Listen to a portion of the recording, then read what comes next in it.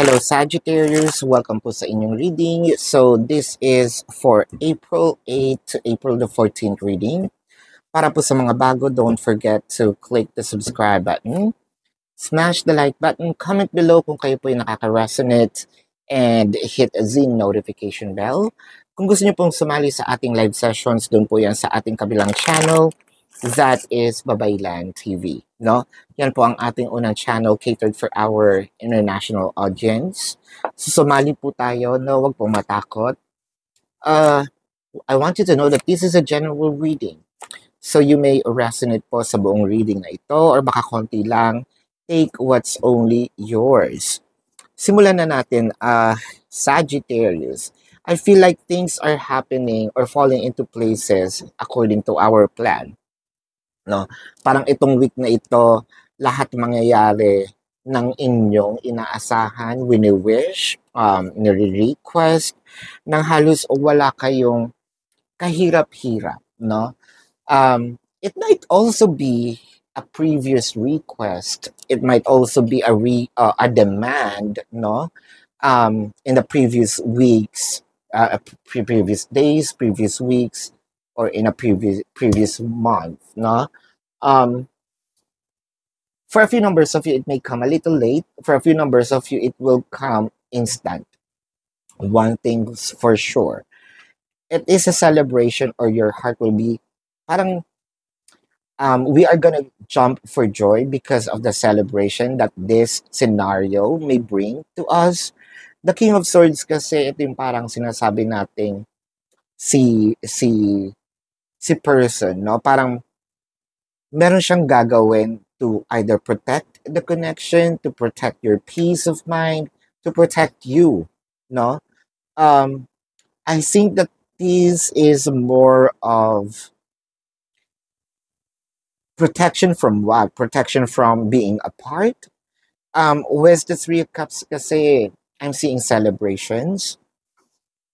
There might be something in here na pwedeng lalabas kayo, no?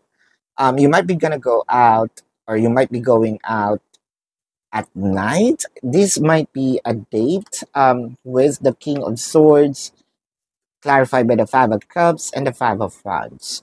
Chances are, medyo may konting sigalot, away, misunderstanding na nangyari dito, no?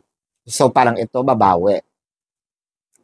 And I think that itong sigalot na to or challenges kinda happen very quickly, and sandali lang din itong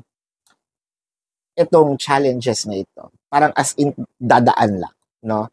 To point na parang hindi nga kayo nag-away, no? Or hindi kayo nagkaroon ng gap, no? Whether this is a physical or energetic separation, no? Physical separation, para po sa mga bago, ito po yung your person might be in a different city, state, county, country, literally in physical, no? Magkahiwalay tayo. Energetic separations, pwede kasing ito yung nakikita nga kayo sa loob ng bahay, o nakikita kayo sa opisina, nakikita kayo sa school, pero hindi naman kayo nag-uusap. There's still some gap in there, no? But I feel like may pagsuyo, merong ano ba tong sasabihin na ito? Gusto kita makausap. Makikipag-meet, no? The Justice, the Empress, the Strength card, the Magician, and the Ace of Cups. Sa mga singles, I feel like siguro meron ditong isang matinding pag-uusap na gagawin kayo. Meron din dito mga pag-amin, no? Meron ditong pag-reveal ng kanyang or pag-express ng kanyang emotion. Ganun din sa may mga crushes, no? No labels. I feel like hindi mo na ma-distinguish yung pagkakaroon ng no label. Parang mas ipaparamdam sa inyo na kayo na, no? To a point na baka nga ito din ang revelation, no? Na pwede bang tayo na? Ayan. Doon po sa mga in a relationship or sa mga magjowa, I feel like it's more than just pagbabate, no? There might be a surprise, including dun sa married couple. Um, it also makes me feel na parang meron itong regalong ibibigay. Well, this might be something material, or this might also be an expression of love, no? Intimate moments that might gonna happen. The Justice, the Empress, Strength card, Magician, and the Ace of Cups. I feel like meron tayo ditong hiningi. Tulad ng sinabi ko, front, medyo ibibigay. Yung iba nga late lang, I think may pa-surprise itong gagawin. With this Strength card. Pwedeng humiram. What do you call this? Makipag-connive siya sa ibang tao, like mobs, no? To give you the surprise.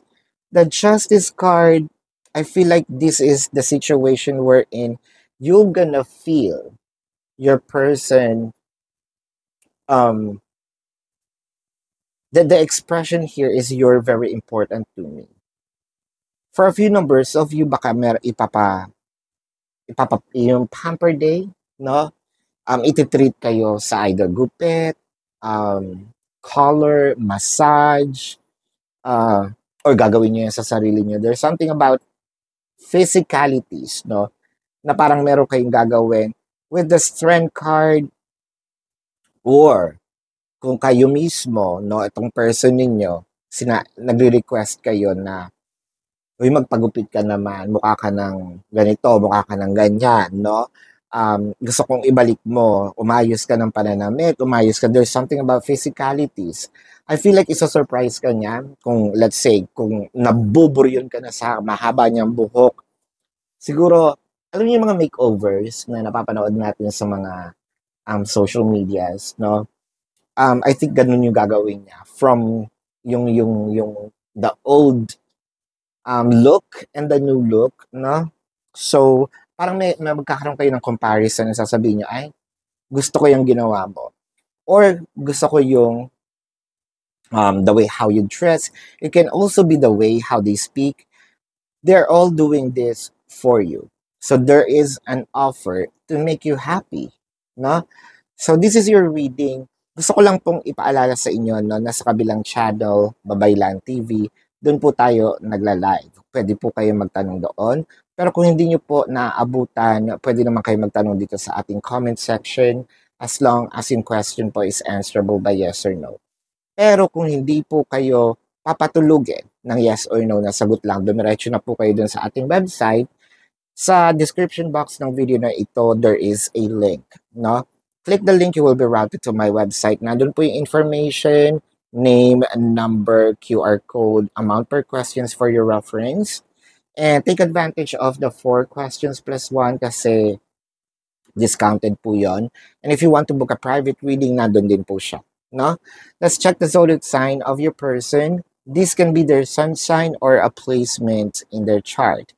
I'm seeing Pisces, Cancer, Leo, Scorpio, Libra, no? And Sagittarius. This is your reading. Love and light to you. Namaste po. And see you po sa susunod na readings. Goodbye.